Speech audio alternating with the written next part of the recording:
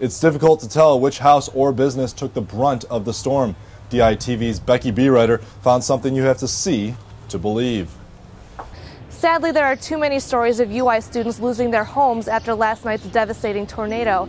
But imagine losing a piece of property that is just yards away from class or your favorite bar. Meet Mike Charles, a UI political science major with arguably the best apartment on campus.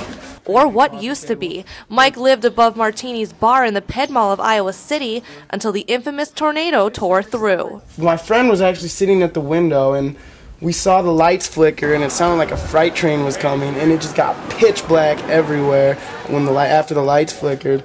I grabbed him, and we had one of my friends stop by from the hailstorm.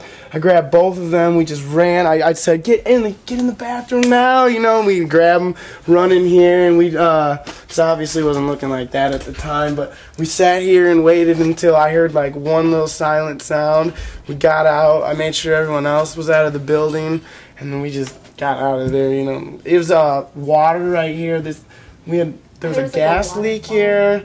There was like this water right here was spraying all of us horribly. That was the least of my worries at the time, you know. I was like, is everyone all right? And it was funny, like we were sitting in the bathroom and like all Mike can say to me was, he was just like, dude, look at your apartment. You know, I was like, come on now, you know, like just lost everything and that's all you have to say to me. No, it was funny though. Like when I walked out the back here, I don't know if you guys saw it, but like the Martinis was gone and the rubble was like 3 feet of rubble everywhere. We had to crawl over it. My friends didn't have their shoes because people usually take their shoes off in there, you know, on the couch. So they didn't have any shoes, so we were climbing over all this rubble. People are screaming, sirens are going off, there's no lights, you know, like I honestly felt like, yeah, I was in a movie. A movie that goes beyond hitting close to home. In fact, it was a direct hit, for the most part. The left side of this apartment over here, right up here, didn't get touched at all. My clothes, they were just wet. My bed is, I don't know what I'm going to do with that because it got soaked and stuff. I might keep it, it just depends how water damaged it is, because I love that bed. I don't want to see it go. I love that bed. The fish tank is not broke at all, in the least bit. Like, I think a brick went through the bottom part, but that was it. How long? I hate that fish tank.